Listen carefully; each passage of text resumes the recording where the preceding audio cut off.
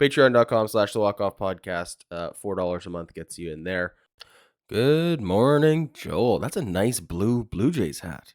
That's a nice haircut you got there. Oh, thank you. Look at that. You know, I've been getting so many comments referring to me as the homeless guy. Hey, I like what the homeless guy said there. Or the homeless guy sure is dumb. So who's homeless now? Okay. I mean, I might look like a drug addict or something, but not homeless. I'm a drug addict with a home and access to barber supplies, I suppose. All right, we're off the rails already, not even a minute in. I'm impressed. Joel, let's just get right to it. Let's get right to it. Right off the start, I just want to acknowledge Hey Kami, Joel, sitting in one of our 3 awesome bench pieces, filling in for Scott while he is on the IL, the international list, because he is off in Africa. Can we call it that? Absolutely. When it comes to Scott, happy to be a bench piece. There you go. Best bench in the game, better than the starters, most would say. So anyways, thanks to you, thanks to Garth, thanks to Craig for filling in over the course of the last few weeks. Scott returns this Friday. So there we go. Anybody who's a Scott fan will be excited for that. Anybody who's not, well, we hope you keep tuning in anyways. All right, that is all I got for the Scott Returns Friday news. We have a lot to talk about today. I want to touch on baseball cards. Today's a big release day in the calendar year for baseball card collectors, so we'll touch on that a little bit. Full disclosure, I'm not a baseball card expert, but I get a lot of comments, a lot of DMs about baseball cards, so we'll touch on that a little bit. I'll pick your brain. We're going to talk wins above replacement. We're going to talk the true meaning of Moneyball. We're going to talk, never mind Groundhog Day, players report to spring training as the true sign that winter is almost over. Oh, yes. And then we have a super secret Patreon project that we may just have an off-the-record discussion about and throw out for the Patreon only. So that'll be some fun to get to. Before we get to any of that, though, we are doing Moneyball trivia at the end of the month. We did Major League, the Charlie Sheen Classic, last month. A lot of fun there. Ian won himself a Blue Jays fitted cap. All right, there we go. We got the Oakland Athletics Moneyball hat on for sure. So Moneyball trivia at the end of the month. I'm doing trivia questions for you today, Joel. Oh, you got one for me? I got one for you. So you're helping write the trivia questions because you're our Hollywood guy. You're our Hollywood insider. You have seen Moneyball hundreds of times? Yeah, about, I'd say, easy 300. And that's not exaggeration. This is literally, you watch this the way I watch The Office. It's just on in the background. It's therapeutic at this point. Yeah, when I was writing my Tommy John script, it was literally background music that I would just constantly. It was like an album that I was playing over and over and over. All right. Well, I don't have a Chris Pratt from Moneyball Funko Pop, but I do have a Chris Pratt as Andy from The Office. No, from Parks and Rec Funko Pop. So I brought him out for today's episode just for you. That's as close as I get to Moneyball. That works. That works. All right. So trivia question for today.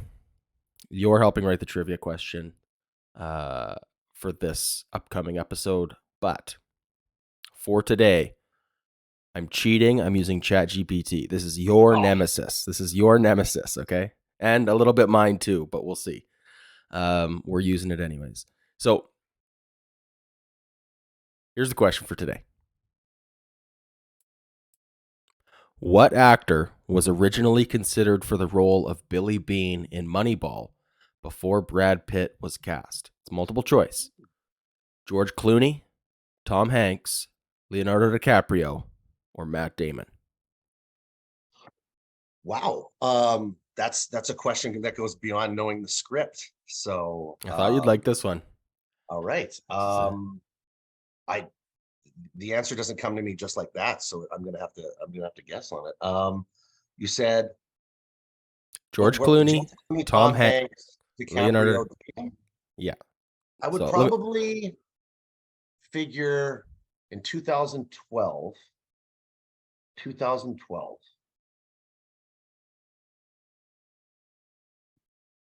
Damon? Ooh, close, but way DiCaprio. off.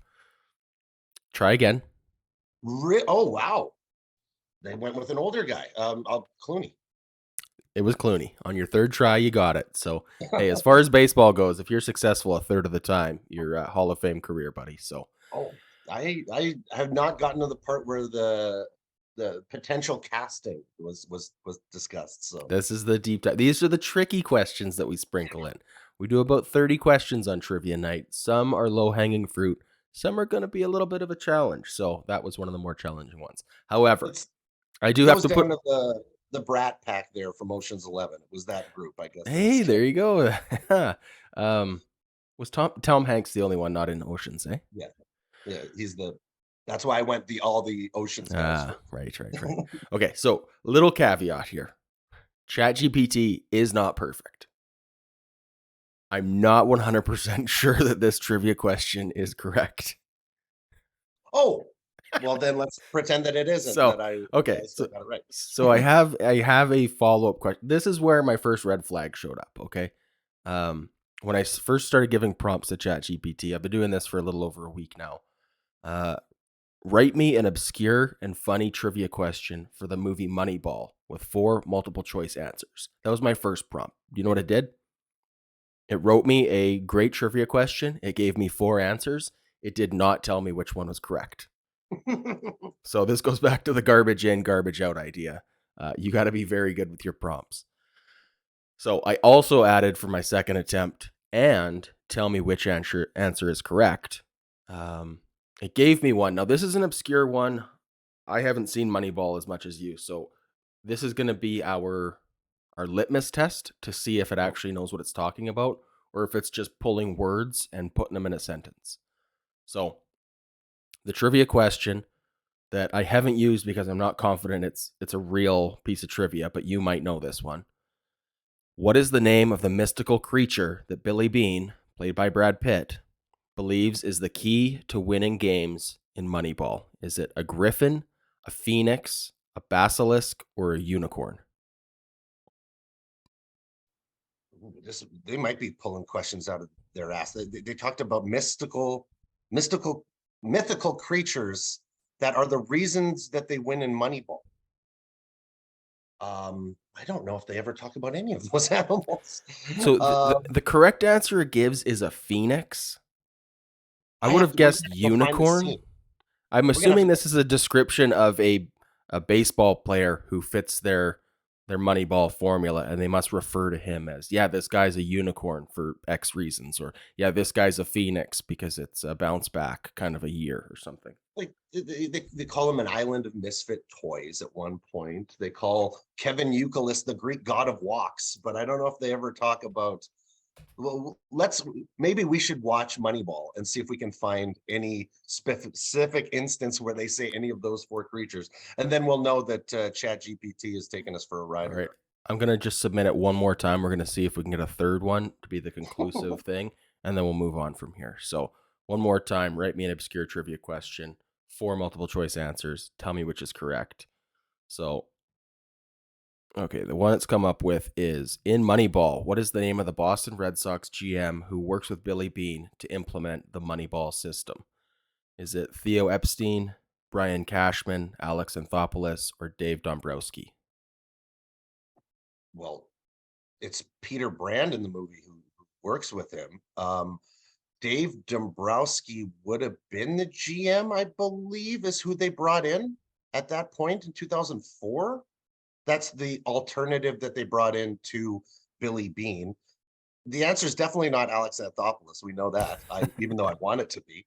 I think these questions are. I think the thing's having fun with us because I don't know if that doesn't make sense to anything that's in the movie. the Brian answer Cashman's never in the movie. the answer it's giving me is Theo Epstein. Theo Epstein's never in the movie. He comes in after he literally gets the job in like what 2004. After the movie is done, I think he gets the GM job, right? So All I right. don't think Neil So, Epstein's ever in the movie. okay. So, what we've accomplished here over the first 10 minutes of this episode, we've weeded out all the casual viewers who are not here for the nonsense. And we have established that if you work at a listicle type website like BuzzFeed or whatever, I'm sorry that you got laid off. But if you work trivia, your job is safe. The issue is it might be going to the book. Oh. How many There times have is you a read the book? Moneyball book that is much more expansive than the screenplay. I might So have it might be going this might be on that's me all. then. This I might need to tweak my prompts to Mm, specify that it's Moneyball movie trivia. yeah. Because it may be, Ah, yeah, it might be going to the book. It all is right. adapted. It's an adapted screenplay. Fair enough. Okay, we're gonna move on to baseball cards. Thank you for sticking with us this far. Before we do, we have an ad from our new sponsor that we got to get to, so I'll play that here. I'll just cut this in, Joel. For you, you won't see an ad. For everybody else, this is kkpoker.net/the walk-off. All right, and that's our ad for KK Poker. So support the show by supporting our sponsors. We're done with BetStamp in the sports gambling world. We've moved on to poker. So I don't know if this is a step up or a step down. They're not going to like me referring it as a step down. So it's definitely a step up. I'm not a big sports gambler, but I have been known to play some cards with the boys on a good Friday night. So KK Poker, your online poker site. KK Poker / the Walk Off Podcast. Okay, let's move on then, Joel. It is February 15th. It is my birthday. It is baseball card release Happy day. birthday, man. Oh, thank you. I was fishing for that. My birthday is a weird holiday around the house because it's like Valentine's Day was yesterday, so it's a big deal for the wife, and then now today's a big deal for me. So Ooh. I'm expecting flowers when I wake up, or when my wife when we're done here. All right, baseball cards. Do you collect baseball cards at all? I did a lot when I was younger, not so much. I would say that I collect them so much now, but All right. Well, this they is have gonna be become this will a be a like stock market system, right? Like it's about yeah. People are really heavily investing. This is gonna be a short segment then, if you don't know much about baseball cards, because oh, I know probably even less. I haven't collected baseball cards since I had a bike that I would put them in the spokes of. So that's about my extent of baseball card collecting. yeah, However, we do get a load of DMs on the Patreon, through Instagram. There's a good discussion going in our Discord about baseball cards. Um, so this, I guess, part of the show is just me opening it up to the floor, and well, not you, but the comment section, and asking, is baseball card content really something that people would be interested in? Because I'm not an expert. I don't have the funds or resources to actually play baseball cards like a stock market. So this would be a casual community. We're all learning together kind of thing. Maybe you also collected baseball cards when you were a kid. You've been thinking about getting back into it now that the Jays are awesome and worth watching all the time. And we have some young guys with baseball cards worth holding on to. Maybe this is something we can learn and get through the weeds together. But yeah, let me know your thoughts on baseball cards, if that's something that we should waste any of our time on or not. So, okay. I Well, get requests all the time to have, you know, just a specific part of my TikTok channel being live card openings, right? People love yeah, to watch those cards and packs I've being well, opened. I've seen that on YouTube and stuff too. It is a pretty looks like pretty popular content. My concern with doing it, like I'm not unwilling to do it. It's just that I know nothing about it, so I would feel guilty opening a $100 box of baseball cards and then like ruffling through them and being like, I don't know what's a good card and what's not a good card. You know what I mean? I'd probably be driving people nuts as they're like, oh, he's mishandling the Aaron Judge double shiny Indo reverse Uno card. So I don't know. Every Aaron Judge card I get, I'm crumpling and I'm tossing aside, whether it's rare or Ooh, not. How's that? That goes ooh. for all Yankees. All Yankees. There you go. All right. Anyways, let us know. Do you want Joel and I to start a baseball card channel? I guess is the the That's end right. result of this. That's where we're going with this. All right, let's move on to some real baseball talk. We're 15 minutes in. We've thoroughly weeded out the casual fans. Let's talk wins above replacement. This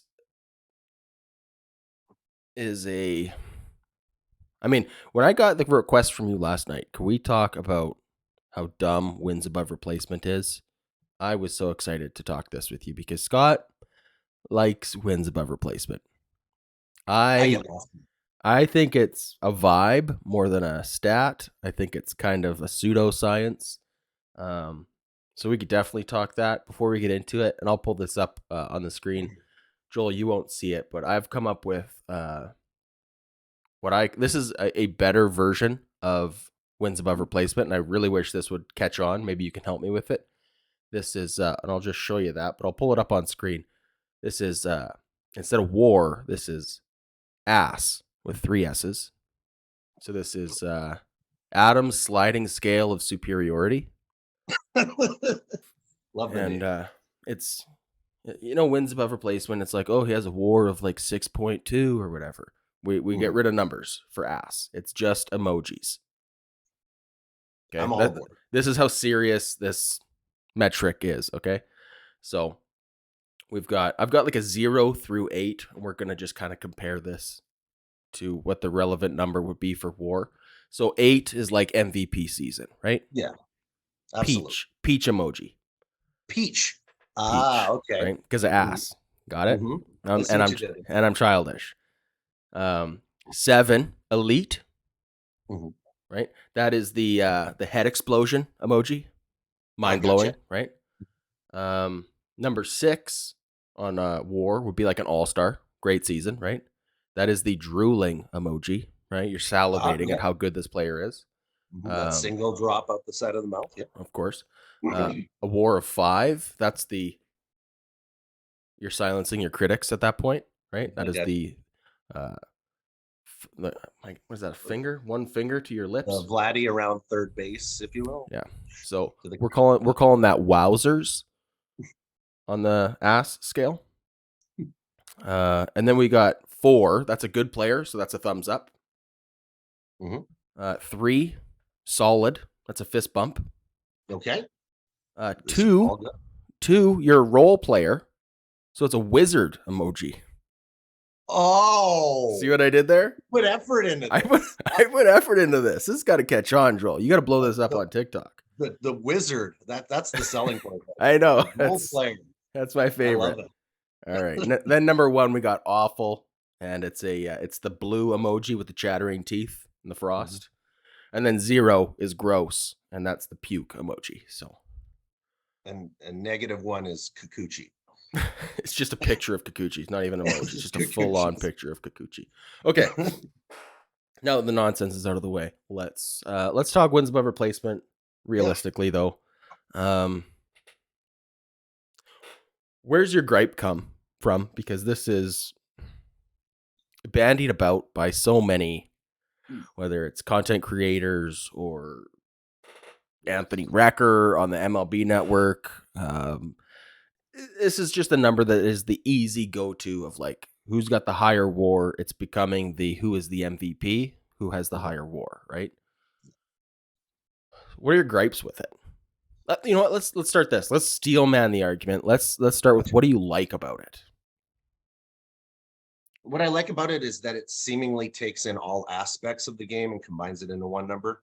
So you're looking at a number that represents your offense, your defense, your arm, your running ability, pretty much every aspect supposedly of what makes you a baseball player is compacted into one number. And we just have to know that one number at the end of the year. We don't have to know average on base, slug, OPS, OPS plus, WOBA, X WOBA, all the endless stats. We've broken it down to one number. We know that one number. We know that number. We know he's a good baseball player. You can't get to 10 war if you have serious holes in your game, right? We understand pretty much who you are if you're 2, if you're 4. We get a good understanding of the ball player you have to be to fill in those slots. Um, so that would be my compliment to WAR. My issue with WAR is, first of all, I don't think I'm going to be. We just talked about Moneyball so much. I'm not the biggest on base guy. I'm not the biggest fan of on base percentage. I think Okay. that stat can get a little bit blown out of the water. I think it's a little bit too respected. To me, it's always come down to your on base is great, but I'd love your batting average to be pretty well connected to it. Okay. So, okay, let me just pause you here because I'm with you, but I want to clarify for anybody who maybe is a casual fan or new to baseball, doesn't understand the difference of what on base percentage is. So, batting average is hits divided by at bats, right? You had 100 at bats, you got 30 hits, your batting average is 300, That's right? correct. Your on base percentage works similar, but it also accounts for walks and hit by pitch, correct? That's Not yeah. that hit by pitch is that big of a factor, but certainly walks is. So you have 100 plate appearances, you have 20 hits and 10 walks. Your on base percentage is 300, correct? That's correct. Okay. So I agree with you in that there is value in measuring an on base percentage Mhm. and recognizing that there is value in a walk, Yes, absolutely. right? I'm not saying We can walks are agree not. on that. We Yes, can but agree on that. my argument is that they are by far the worst outcome that you can have as a positive outcome when it comes to hits, when it's a base hit, double, triple, Right. home run. No one Walk. is advancing from first to third on a walk the Yes, way it they could is. on a single base hit. No one is scoring from second on a walk the way a base hit could. So There's no errors on a walk. There's right. no extra potential. There's no bad throws connected to a walk. There's no There's no you hit into a you hit a got a runner on second base. You hit a ground ball to second. You get thrown out at first, but you advance that runner to third. You get out, but it's the first out of the inning. Like you put yourself slightly in a better position than that walk to score a run, So even though it's an you're out. saying runner on second, Yeah, a better outcome is a base hit. Or sorry, is the ball in play where you get out at first, but the base runner advances to third. it's pretty close. It's I pretty wouldn't. close. There's definitely an argument to be made. I'd have to really consider that. But yeah, I would say circumstantially, in different circumstances, that's probably correct. Almost certainly So is correct in some yeah. So circumstances. so the big large point that I'm trying to make here is that since the Moneyball angle of 2002, since the shift to on base percentage, that on base percentage is so important. What we've lost is, I feel like we have taken a step. It was supposed to be a step forward in run production. I feel like it's actually been a step backwards in run production. When you look at players and the runs that they produce and the RBIs that they get, I feel like we're looking at league leaders who lead the league in RBIs at 120, as opposed to back in the 90s when you see it at 140, 145. Okay. People are going to laugh at the idea that this guy's bringing up RBIs. What a stupid counting stat from a different generation. He's yelling at clouds and bringing up RBIs. To me, here's my ultimate example. We are going to probably put Joey Votto in the Hall of Fame. Correct? Everybody kind of feels that Joey Votto is a Hall of Fame baseball player. He has 65 WAR at first base over his career. Okay. When you look at the way that he has played baseball with his 920 OPS, with his 130 OPS plus, he has produced in his career about 2,200 runs between the runs he's scored and the runs he's knocked in. Okay. Okay. 16 years of his career. Now, let's bring up a former Blue Jay alum, one of the best Blue Jays of all time, Joe Carter. Okay. Joe Carter has a OPS of 775 for his career, 150 points lower, Okay. 150 points lower than Joey Votto, but he scored 70 more runs in a 16-year career, the same amount of length Okay. for a career. That was going to be my question. I was going to catch you there. Was it a 16-year shorter career. career? This is Okay, important. 16 years. Both played Sure. 16 seasons. Carter has scored 50 more runs, knocked in 300 more runs. Substantial more run production. Substantial. Offense. Yeah. Okay. Played outfield and first base had the ability to steal 230 bases in his career. Okay. His WAR is 19. Joey Votto's is 65. If you're to tell me what baseball player I would like on my team for 16 seasons, it's the guy who produced 25% more runs than the other guy. All right. Slight pushback here. I love where you're going with this. We are Mhm. comparing different eras, for one. Sure. Another complication here is that part of offense production, especially RBIs, is also dependent on the team you're on. Yep. And Joe Carter was only on 4 winning teams in this entire career. It was the 91, 92, 93 Blue Jays and 90. Every team before that, he was 70 and 91, 70 and 92 with Cleveland, San Diego for the first 10 years of his career. So he was on atrocious teams, ripping 120 RBIs with a 770 OPS. Because his focus at the plate was driving the ball and not walking, not being a number 3 or 4 hitter who gets up there and takes strikes. Takes strikes. We've gotten to the point, Adam, where they come up, the runners on second and third, 2 outs, 1 out, whatever the situation, first pitch strike right down the middle, they take.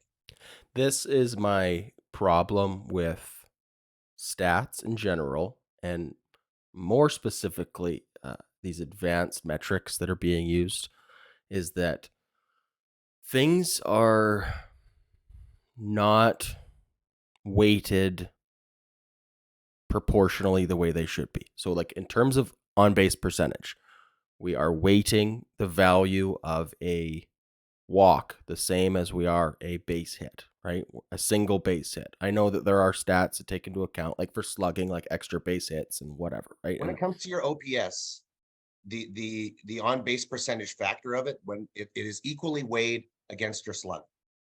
Okay. And so that's where the issue I think is that literally you could have I know this is a hypothetical, but just to make the numbers simple, you could have a guy with 200 hits in a season and 0 walks, or you could have a guy with 200 walks and 0 hits, and they would have the same on base percentage. So looking at that just on the score sheet, you would say that's the same guy. That is the same value we pulled out of that. But as we talked about, no one's advancing first to third on a walk. No one's scoring from second. There was 0 chance for an overthrow on any of those walks. So it is dumb that it is weighed the same. So now this is all mindset when it comes to hitting. Joey Votto, 16 years of a career, sitting in the 3 or 4 spot, mostly the 3 spot. Okay. In his career, 48 sacrifice flies, 48. Okay. In his career. In his career, 48. Joe Carter, 106. 106, 50 some more runs produced on outs because he's looking to drive the ball. And even when he doesn't, there's a runner on third base. He gets it out there far enough. Run just walks in. So how does this tie into WAR specifically? How does this tie into WAR? The fact that a guy who produced, like I said, 25% more runs over the same career length, playing on equally bad teams for most of his career, producing, like I said, 25% more runs, shouldn't have a third of the WAR that the other player does. That makes absolutely no sense. This guy, Joey Votto, at first base, playing mediocre defense and providing what he does, is not 3 times the value of a guy who produces more runs. It makes no sense. Carlos Delgado, another great example. This is a guy played about the same career length as Joey Votto, 100 more runs scored, 400 more RBIs, 150 more extra base hits, 140 more home runs. Okay. 35 less WAR, 25 less WAR. He has a 40 WAR for his career, where Votto has a 65 WAR.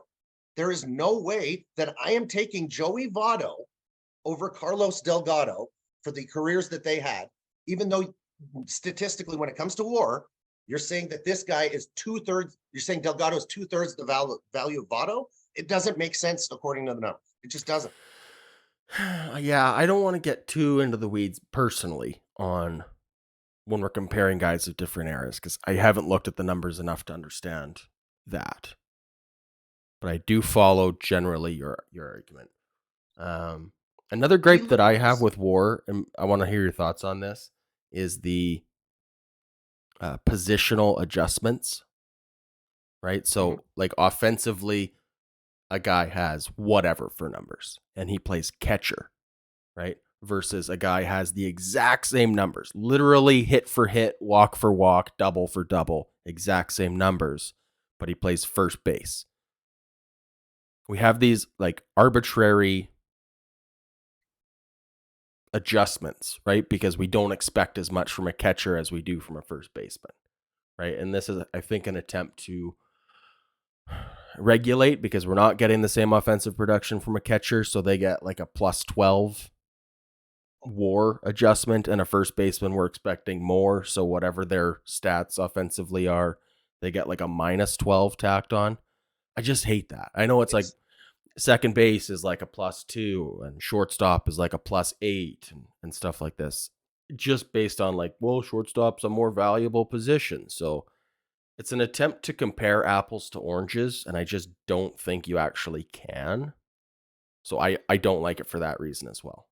I get lost in some of those aspects too, just because uh here's one small example. Juan Soto goes to the Padres last year. In his time with the Padres last year, I believe he had a 778 OPS. Okay. They put that at as 130 OPS plus 130. Okay. Bo over the course of the entire season is like 808 and he's 126. Juan Soto How gets a, how does that make sense, right? That doesn't How make is sense at all. Bo? It doesn't make any sense. Go look at the numbers. That's what they list on Baseball Reference is Juan Soto with 40 points lower OPS in San Diego, just San Diego last year, has a 130 OPS plus. And then Bichette has a 126 with 30 points higher on his seasonal OPS. And I just don't Is it understand it.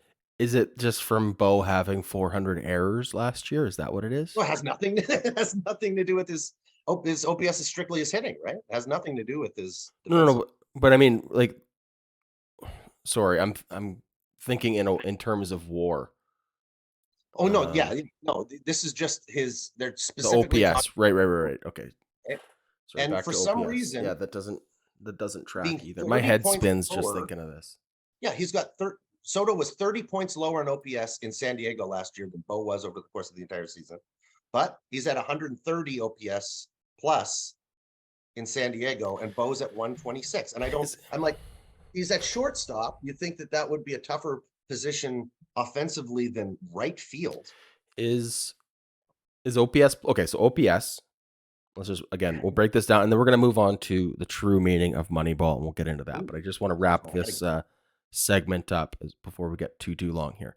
So OPS is on base percentage, which we've already talked about, plus slugging percentage. Slugging percentage does weight a double and a triple and a home run more, right? It is like total bases or something divided by at bats or some Yes. So mixture of on that, base is out of 1,000, right? 1,000 right? being the highest on base that you can get. Right. Highest slugging percentage you can get is 4,000. Okay. That would be a Okay, and home run every at bat. home run every at bat. Okay. The highest that you see leading the league every year is in the 600s usually, Right. unless Judge goes God mode and hits 70. Okay. So OPS plus, Mm-hmm. sorry, OPS is the combination of on base percentage, that's the O, the P is the plus, and the S is the slugging percentage. On base plus slugging. And it's literally just whatever their on base percentage is. It's 400 plus a slugging of 700. Their OPS is 1100. That's good. Great year. Okay. OPS plus is then scaled versus the league, That's correct? good. And then Whereas they take the number of every baseball player and they go the median or the average. We're going to have is on. people crapping on me for using the wrong math term because people love doing Mhm. that. But they take here's the average OPS this season. Yes. And then whatever your OPS plus is relative to that. So if you have an OPS plus of 130, you're 30 percentage points better than the average player. Yes. So And substantially above average. yes. So it's rating you against the league, like you said. And technically the value of 100 is changing every year, Right. but it's always based, but the average is always 100.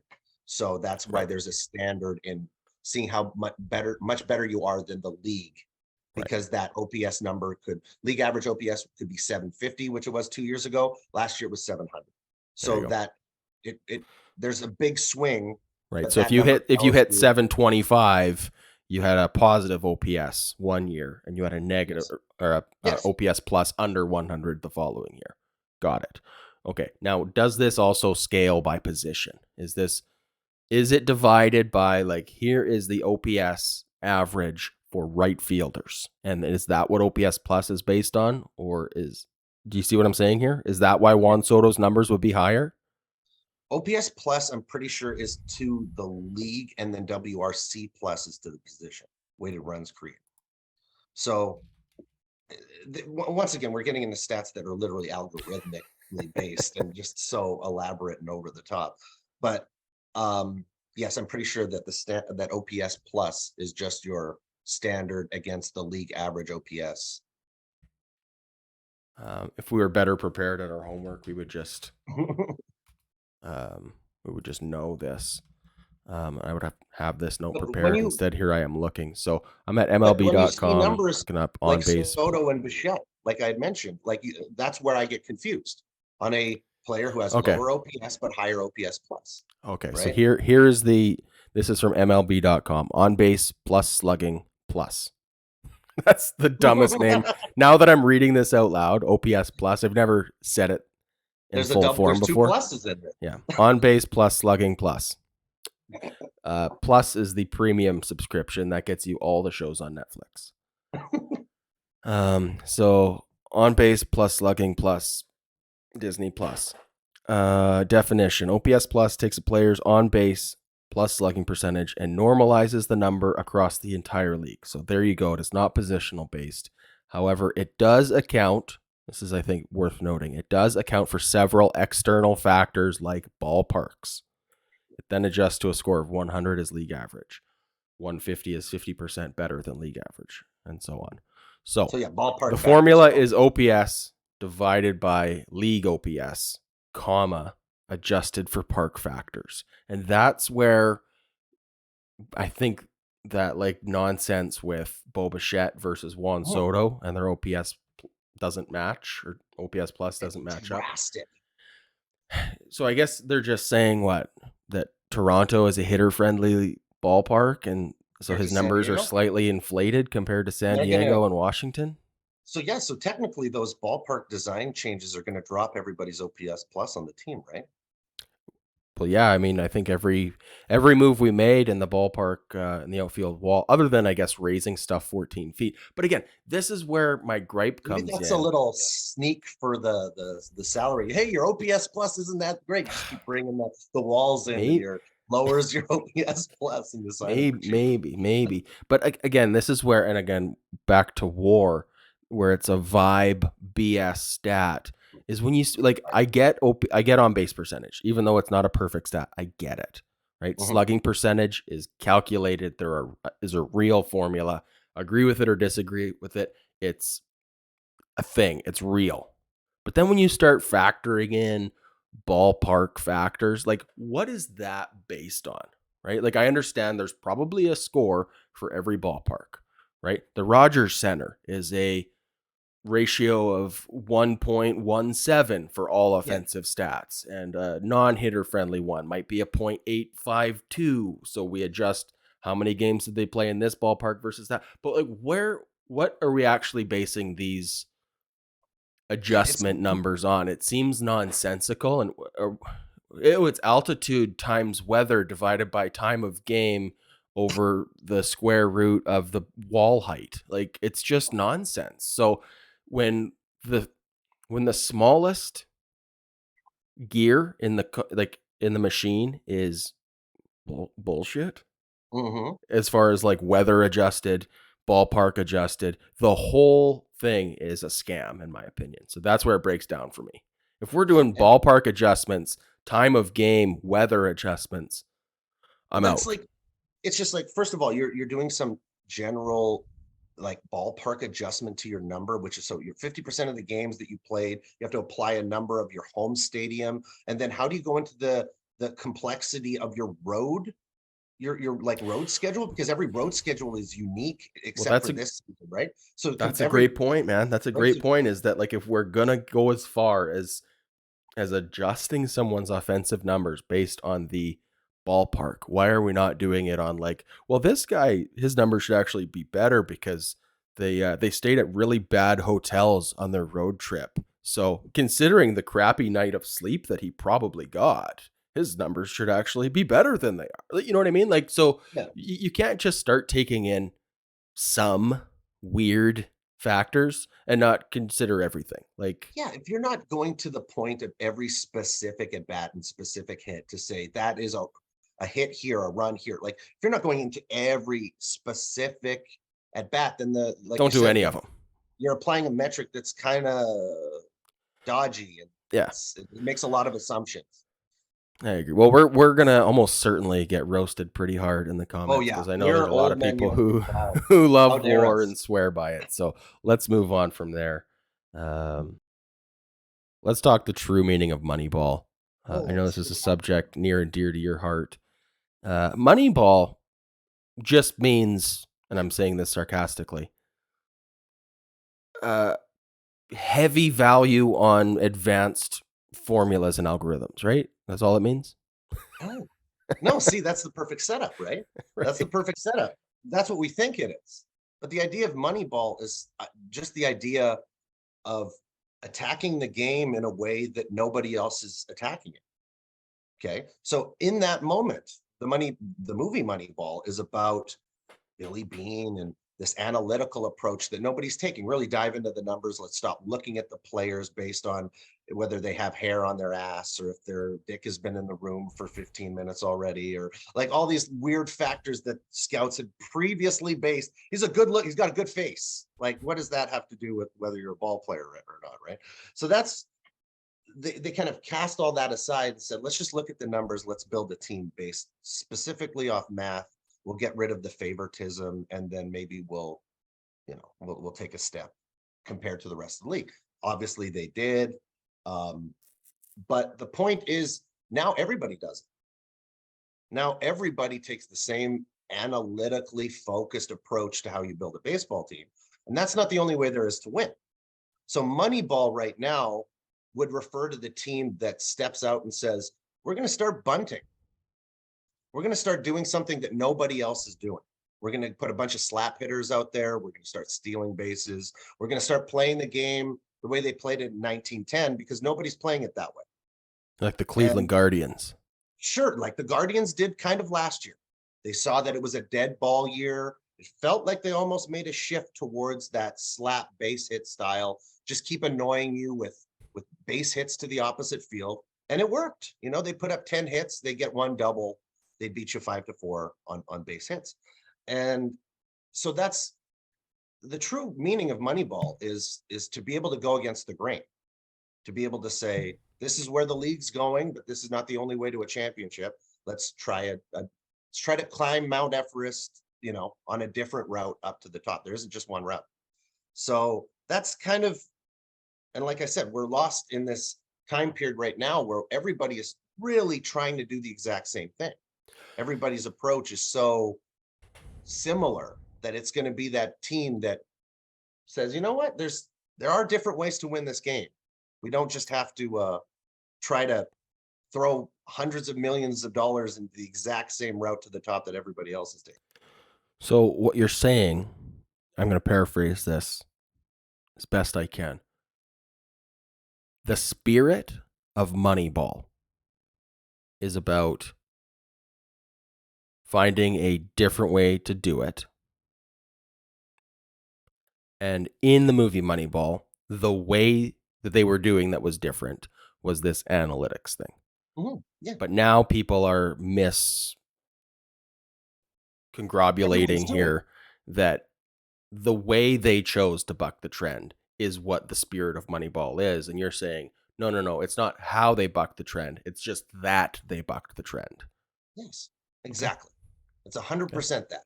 And it's so I really think that Craig and I should like sit down and do the biggest fan of Moneyball and Ooh, somebody who absolutely despises money, right? that's a Because great that's a great I episode. I completely understand where Craig comes from when he talks about his hatred towards Moneyball. I understand it. It is not as authentic to what actually happened. There's a little bit of narrative sway in that movie, right? They issues, they never talk about that three-headed dragon of Tim Hudson, Mark Mulder, Barry Zito, who were three of the best pitchers in baseball. They don't talk about Eric Chavez, MVP Miguel Tejada, Jermaine Dye. They had some absolute sluggers on that team. That team was a great baseball team. What they do in that movie is they tell a narrative of a general manager who's an underdog, and they focus on him. It's not about the team. It's not about the players. It's about two guys in the uh, the front office that are making these weird decisions that everybody's laughing at them for that turned out to work. So it's this. I remember the first time I saw Moneyball, and I was like, I don't know if I like this movie. The very first time I saw it, I don't know if I liked it because I was so familiar with that 2001, 2002 Oakland A's team. I loved them so much. And but then I watched it a second time, a third time, and a fourth time, and 296 more times after that. And I realized that it was, if you can make a movie that grabs a normal audience and it's about baseball stats, like you've done something insanely exceptional. It's got some of the funniest scenes I've ever seen. I think those scenes at the beginning with the scouting room, I still laugh on my 301st viewing. Every single time I come to there and listen to the way that they talk baseball, because it's some of the most authentic baseball talk that I've ever heard. And so it's just, I would really love to sit down with Craig and Well, let's try to do it. find that middle ground between us on I love loving and this. I hating love this idea. Let's Moneyball. make this happen. All right. Speaking of Moneyball, before I move on, as I said earlier, you are helping us write trivia questions for trivia night at the end of the month on Moneyball. So, jokingly, you sent me one already. And this is, I'm going to read this right now. What stupid GM gets taken to the cleaners because he doesn't know baseball and uses a committee to make decisions for him? Is it A, Ross Atkins, B, Mark Shapiro, C, Brian Cashman, or D, Dave Dombrowski? It's very similar to the question that you asked me. Yeah. So, okay, obviously here, these are shots fired at the Blue Jays front office. Shapiro and Atkins. Um, is I'm okay. I want to deep dive that. Not I don't want to spend too much time, but I want to just pick this apart a little bit from a weird psychological standpoint. Something I'm certainly not qualified to do. Do you view? Because here's what I'm wondering. I know your stance on Shapiro and Atkins, and that you are. I mean, if you had to give them an emoji, you'd probably give them like A wizard a hat. wizard hat. Yeah, I was going there too. Okay. For anybody just watching the clip, you don't get that reference at all. Go back and watch our clip on wins above replacement. You're a bigger fan of AA, and I'm just wondering Mhm. if you view, because I know your love for Moneyball, Yeah. and if Shapiro is, he's not the villain, but No, the status quo. he is the status quo. He is the representation of what Moneyball is working, what Billy Bean in Moneyball is working against, right? He is the face of what's broken in baseball in the context of Moneyball, right? Mhm. Am Yeah. I correct? Am I Yeah. Oh, correct yes. in your assessment of 2002. that? Yeah. And let's take a Everybody little was bit of doing it. So no argument. shot against Shapiro Yeah. for what he was doing in 2002. Literally, that was the status quo. That was what baseball was doing. And Moneyball, the movie, is saying that's a broken strategy. And Mhm. this is the better strategy that works. So now I want to extrapolate that into 2023. And I'm wondering if that's where your disdain for Shapiro and Atkins comes from, is that it's because not necessarily entirely the moves that he has done or that they have done for this Blue Jays team, but maybe at a subconscious level, it is based on the fact that he is the figurehead of quote unquote what is wrong with baseball in your favorite movie of all time? That's I that's Like, definitely true. do you think if in Moneyball instead of Shapiro it was Brian Cashman, do you think there was no mention of Mark Shapiro in your favorite movie of all time as being what's wrong with baseball? Do you think you would have a maybe more neutral opinion of him, or am I reading too much into this? I like it. I like it. I think I kind of want to go sit on my I was couch just gonna right say, go lay now. down on the couch and tell Just me how you kind of look feel. up at this, like throw a baseball up at the ceiling, like Charlie Yeah. Sheen in Moneyball or in Major League. I is that true? Let's say might be a little bit true. It Okay. might be a little bit true because he is like the GM who's got a committee who's making his decisions for him in the movie. He's sitting there and they're like, "Hey, what do you think about Garcia?" And he goes, "What do I think about Garcia?" And he looks around the room. No, I don't. I like Garcia. I like him. I guess I like Garcia, So they right? Like kind of paint him as a yeah, a committee buffoon. man, Yeah, the yeah, head yeah, of, kind of. he's in his rookie He's not a year. great baseball mind at that the way he's portrayed in the movie, right? Okay. Now, So, and it's here's the other thing, because I know you're also an AA guy, who am I ever? big fan of what Alex Anthopoulos is doing down in Atlanta. Can we again back to what is the true meaning of Moneyball? If we're gonna say it's just about bucking the trend. It's not how they bucked it; it's that they bucked it. Yes. Is that what Alex Anthopoulos is doing down in Atlanta with the way he's doing contracts? And is that why you love Alex Anthopoulos? Is because he's doing Moneyball by bucking the trend contract wise? Yeah, he's 4D Okay. chessing it with these contracts where I've always looked at the history of baseball and I've said, spend your money 20 to 30. Spend your money 20 to 30. Don't spend 30 to 40. You You don't like the cannot Albert Pujols contract? do not like that. Do not like Griffey contract. Do not like anything where you expect a guy to produce his 20 to 30 numbers from 30 to 40. Never believe that. And I like the idea of a 21-year-old center fielder that can go out there and get it. Michael Harris. I love the idea of what they've built there. They've locked up there. You know me. To me, there's everything is locked up. Everything has team option deals. They're dominant and going to be competitive through 2032. Okay, because he sat there and said the first 3 years of your contract is where the Atlanta Braves are going to take advantage and sign people. As opposed to getting to arbitration, we can lock you up when you're making 750 grand a year because we're going to say 10 million. You prove it in the first 50 games, you've proven it to us because we know you so well that we're going to lock you up at 21 because we got those 3 years where you're going to be making 750 grand. And wouldn't you like to make 30 million in those first 3 years instead of 2.1? And then they're like, yeah, sign me up for that. You're going to be rich guaranteed by the time you're 24. You're going to be able to help everybody in your life right now. And then we're going to sign you for another 7, 8 years, a few team options at the end, and everything's great for everybody. And you're spending money on youth. And to me, that's a 4D Moneyball chess move to set yourself up for a juggernaut dynasty. I'm with you.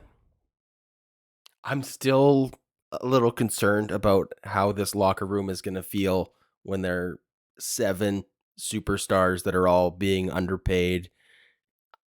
I understand the risk and that it was a good contract for them, and then you sign your contract and you honor it, and it is what it is. But there's a certain point where like 7 guys are all looking around the room and they're going, "We're getting like we're amazing, and we're getting paid like we're Bo Bichette in his first year of arbitration right now. This is fucking bullshit." So I Yeah, just but wonder if there's at some point going to be a mutiny where we're going to be like, "Oh yeah, that worked out for 5 years, and then it was a disaster." Maybe. We're starting to maybe see some inklings with Ronald Acuna Jr.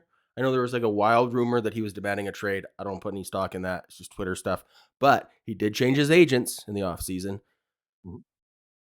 He's several years away from needing an agent at this point. Oh So yeah. there's a little bit of displeasure there. I know he has family members coming up and that they're going with a different agent. And I feel like he wants to be with his cousin and younger brother or whatever. But that also feels like, hey guys, do not do what my agent did because my agent kind of screwed me here. And I don't think that that's true. Maybe I'm reading too much into that. I should actually just take all that out. I regret saying I it. came back with the side of it like how could you not be Ronald Acuna and the happiest guy in the world? You've got $100 million coming to you. You're 25 years old. You have a World Series ring that you did nothing for. Nothing. You just sat there and your team won you a World Series. Okay, that And is then not. you If you're sit Ronald there. Acuna Jr., you're not like bragging about your World Series ring if No, you no, did but nothing you're to do it. just imagine getting one and not having to do anything for it, right? That's pretty sweet. Knowing that your team is World Series winning, No. has the ability to do it without you, and that you're a generational talent. So you plus that already World Series winning team, that's a pretty good combination. How'd This they do team in the plus playoffs me. last year? Oh, once again, Acuna was not Acuna last year. Okay. He wasn't. He wasn't. But Okay. seven, Well, that contract doesn't look so good then, does it? well, five straight division wins, and that team locked up the way that it's locked up. That If team's I'm going to Ron, be rolling the dice for World Series for the next 5, 6 years. if I'm Ronald Acuna Jr., am I happy that I have 100 billion in the bank? Absolutely. Mhm. But am I also like frustrated that I'm seeing all of my peers get like 250, 300 million and I'm like not? Yeah, I mean, I'd be frustrated for sure. Um I'm a big football guy. I've watched for the last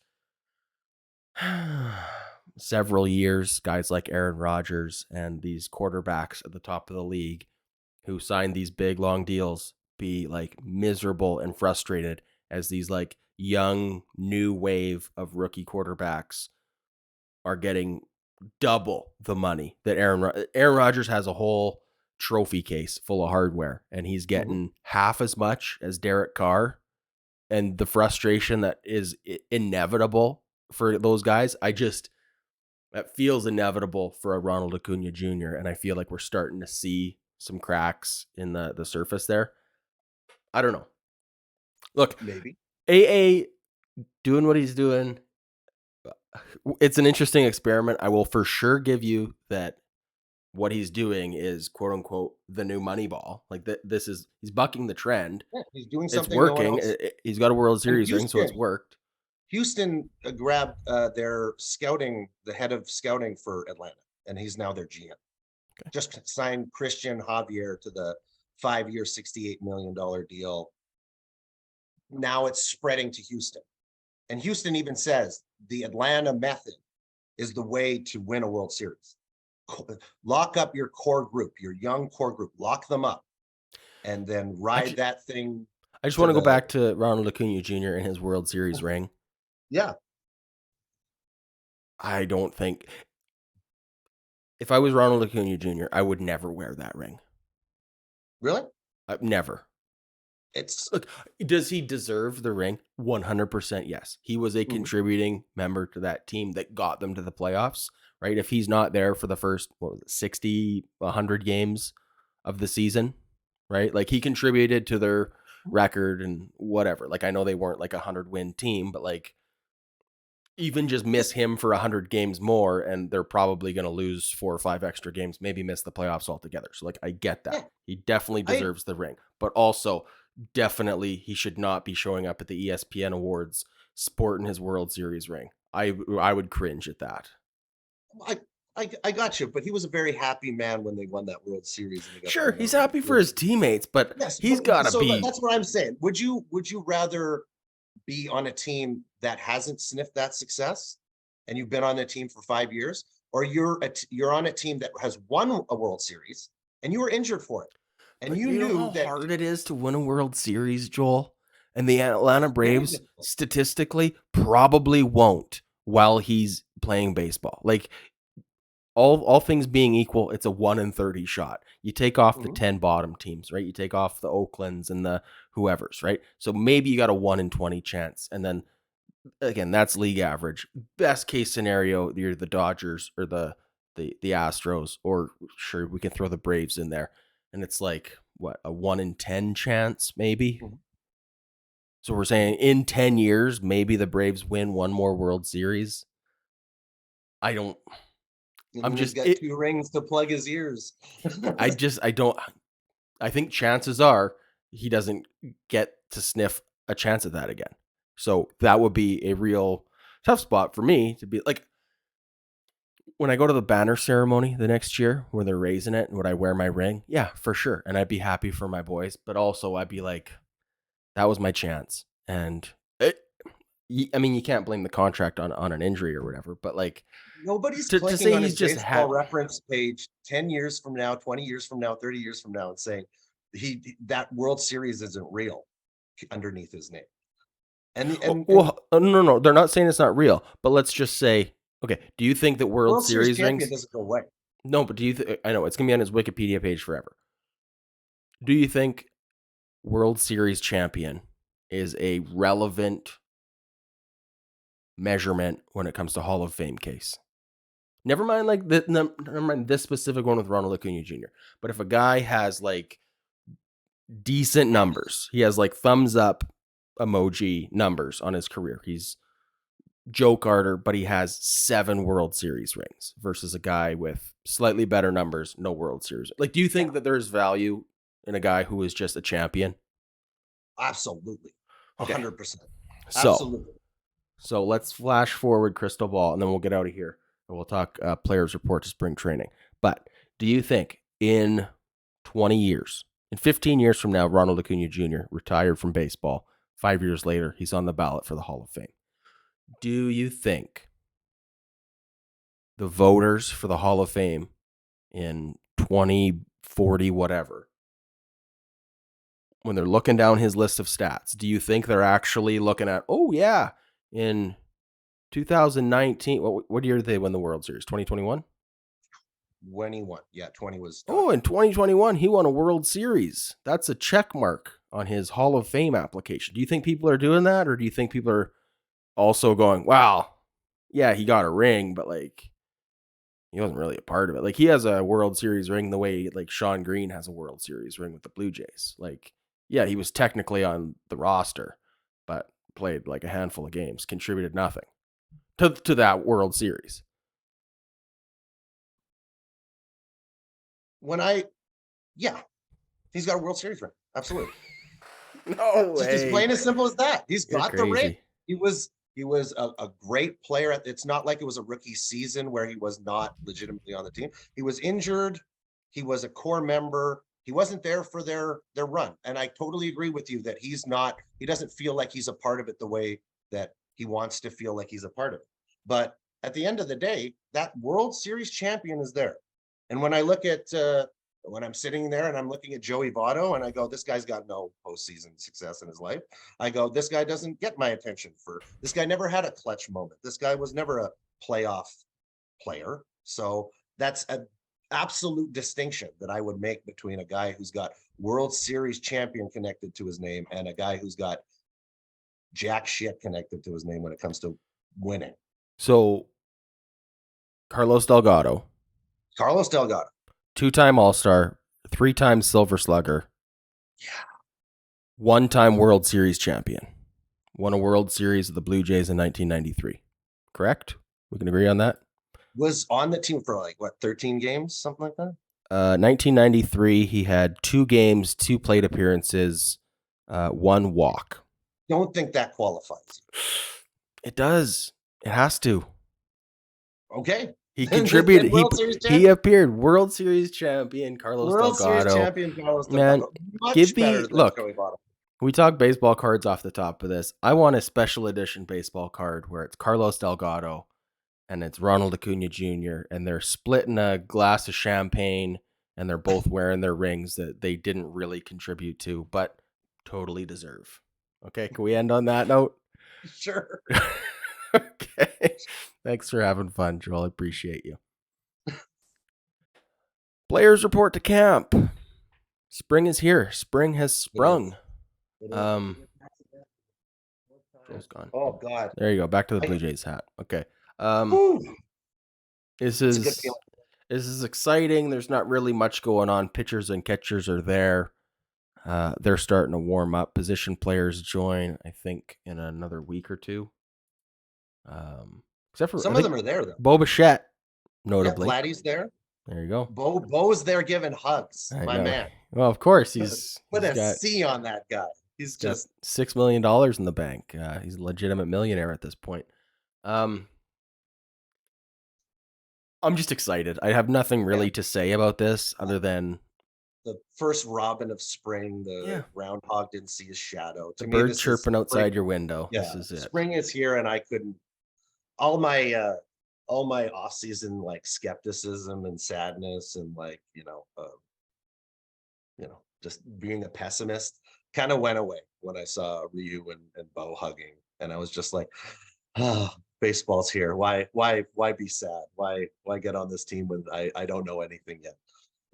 So I'm just happy now. I like all of my, all of those feelings kind of just went away when I, you know, Hey, you're saw them showing undefeated up. heading into opening day, right? Oh, that beautiful new training facility they have. Oh man, it's just It's very giddy, good. giddy feelings. Um, reports out of camp are going to start trickling out Mhm, over the next few days, few weeks.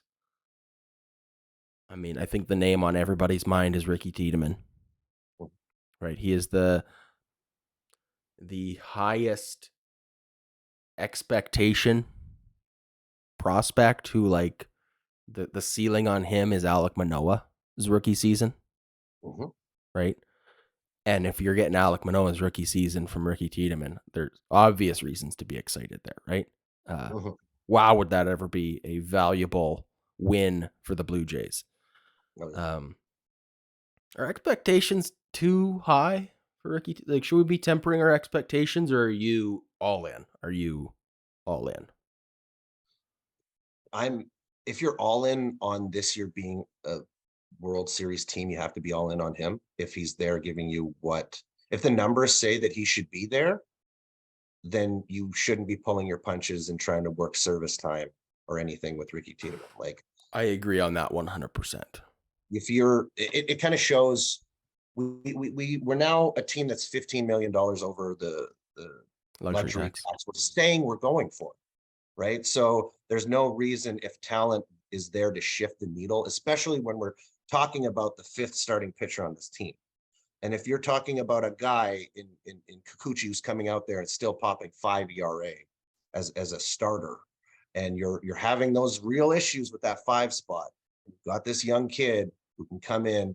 And to me, Manoah's rookie year is like it's tough because this kid's so young, and we have this understanding of pitchers should be slowly brought up, and we're in a situation where he's not getting the innings that a normal kid would get just pitching to professional hitters, right? Like the kid's got 90, 100 professional innings under his belt right now, something like that, Right. 120, right? So the expectations on somebody who's pitched that much professionally should not be he's a major leaguer this year. But the way that these kids are coming up educated, they're a lot smarter than they used to be. Their training is insane. Their nutrition is at another level. So the only thing that I'm worried about is that he hasn't had the in-game reps Mm-hmm. because he's kind of being brought up in a the The pitching factory, lab.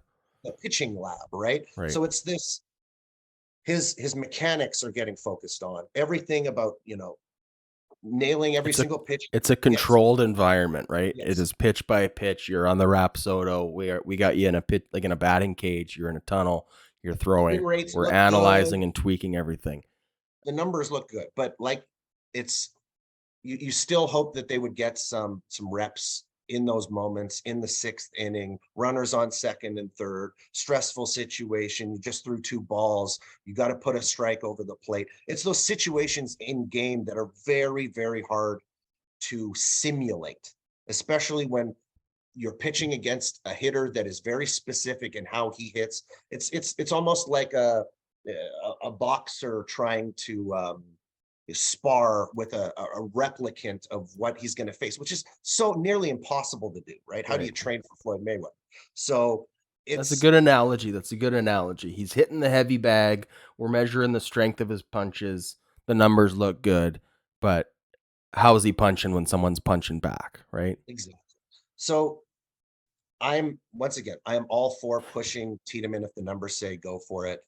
Which they all signs point to yes, but my only fear is that these kids coming up, they don't have those in-game reps that they used to have. Okay. A couple points to point out here. Alek Manoah, 23 when he made his major league debut. Ricky Tiedemann is 20 years old right now. So it's 3 We were years of human development. Never mind we were professional development, so shocked when maturity, Manoa and all that. taking it at Yes. 23. Like we were just our jaws were on the floor when we that first game in New York. Like, just like, Now, who is that is not to say there isn't 20-year-old pitchers that make their MLB debut and thrive. And I'm sure the comment section will be filled with, hey, you guys forgot about this guy. What about this guy? He's proof that it can happen. Sure. I like the idea. Well, I don't know if I like the idea, but I agree with the idea that game situations, right? It's the sixth inning, your arm's starting to fatigue, you've got a base runner on, right? Hunkering down, digging deep, all that stuff, right? You can't get that out of a pitching lab, right? Um, and even if you just, simulate Yankee Stadium you and the can't pressure simulate, that's on, exactly, right? exactly. You can't simulate Aaron Judge at the dish. I wonder, and this is me being the like overly optimistic, probably recklessly optimistic. Usually I'm cautiously optimistic, but let's play recklessly optimistic for a second. Is there a chance that he comes in and is just, I don't know if it's naivete or ignorance, but there are examples of guys who, when they do come in, are just too young to even appreciate the pressure. Mhm. So it's literally not a factor. Like it's Literally, for love of the game, is they send in the rookie who can't who's too young to understand the weight of the situation, that you're right. the 27th out in a perfect game in Yankee Stadium, right? They send up Ricky Stroud. He doesn't know the situation. Maybe he's just young enough to squeeze a base hit out, like exactly that, right? And that's totally a thing. And um So that's going to be my half full stance on this, sure. And on the whether it's narrative that that, he doesn't have the game reps, he doesn't have enough innings pitched, or at pro ball, or any of these things, is that like maybe he'll just rise to the occasion because he doesn't even realize it's an occasion. You yeah, know, like and with Manoa, do you feel like Manoa rose to the occasion because he wasn't ready? He didn't understand the occasion, or did he rise to the occasion because he was such a bulldog that he's going to rise to every occasion, I right? think So I think he's that's bulldog. right. So Yeah. that's a weird it's a weird situation where you're sitting there and you're watching his first few performances and you're like, wow, maybe he just doesn't understand the level that he's at, right? He doesn't understand Yeah. the circumstances that he's in. And then here we are, going into his third season now, and you don't feel that at all, right? So it's just that success may be him seeming like he's oblivious, but maybe he's just built for it, right? And we find that out, you know, Look, a little bit down I the road. remember watching in Alek Manoah's rookie season the way he We pitched all in do. spring We'll never training. forget that. And it felt like even just when he was pitching against the Yankees in spring training and he was facing Aaron Judge, I just felt like this is a guy who like wants that challenge. Like he Mhm. is like, oh, this is Aaron Judge. This is my moment, right? Not, oh, this is Aaron Judge. I hope I don't mess up, right? Like it's the Tom Well, Selleck Mr. Baseball quote, right? It's like, are you trying to hit the ball or are you just trying not to miss, right? And there's the psychological aspect of, and he struggled with this for the whole movie. Mr. Baseball, great old movie reference, by the way. But the all off season and all season reason he gets sent to Japan, right? He's struggling because he's in that moment and he's telling himself, don't miss, don't miss, don't miss. And then when strike four. strike five, strike seven, yeah. Get back up here, Um, Jack. so, but then when that switch gets flicked to, he starts telling himself, okay, hit the ball, just hit the ball, right? And how significant from a psychological athleticism standpoint that is. And I think that's Alek Manoah, right? He's not like, oh, don't mess up, don't mess up. He's like, this is my chance. I'm gonna go get it. I'm gonna go get it. And he's hungry. And I hope that's what we get out of Ricky Tiedemann. We won't Kind of know, makes but I'm me excited to see his first game against the Yankees in spring training. I'll be yeah, Googling it's highlights of that or finding a place to watch that for sure. it makes me want Tiedemann and Manoa to spend a lot of time together, Yeah. right? So that that mentality can be passed on. Yeah. Hey, I did it and I wasn't afraid, man. You got to come up here with what's Crash Davis say? You got to play with ignorance, no arrogance, and I forget what it is. But it's that idea that you got to come up thinking that you're the absolute hot shit, and and that's what you saw with Manoa in Yankee Stadium, man, throwing 96 to Judge, but it seemed like it was 106, and he was spinning around like a top, unable to hit that stuff. Yeah. That's Just just crumpled him. confidence. And if we can get if Ricky Tiedemann comes up and he's that guy, whew, Jays are looking pretty good. All right. Well, we've gone long on this episode already, so we're gonna wrap it up here, and then we're gonna say our goodbyes, and then we're gonna talk this super secret Patreon project. Um, we'll just leave that for the Patreon. So if you're curious what we're talking about, join the Patreon. $4 a month. Patreon.com/walkoff podcast. Worth it. Okay, Joel, thank you so much for your time today. Talking Moneyball, deep dive in some stupid advanced stats. We're Always just enjoy talking to finishing up you. the off season, right? Just getting those last bit of we baseball talk is like we'll actually have stuff to talk about in like a week or two here. So, we're It's no more hey, fill in time with no more nonsense fill in off time, but season nonsense. this has been good. You've helped us do it. Couldn't have done it without you. So, Love it. also to Garth and to Craig who are not here today. Scott returns Friday, so we're back to normal. But Joel, I'll say to you and Garth and Craig, when you see this, this is also directed at you. Thank you so much for all of your efforts over the course of the last few weeks to help fill in and keep this content coming, so that I didn't have to just speculate on Twitter rumors the whole time. Appreciate you, buddy. Absolute pleasure. I love coming on. I love All coming right. on this show. And everybody else watching, roast us in the comments, roast my new haircut, or give me a compliment because it's my birthday. So, okay, appreciate you. We'll catch you all in the next one. Cheers, and have a good one, Dad.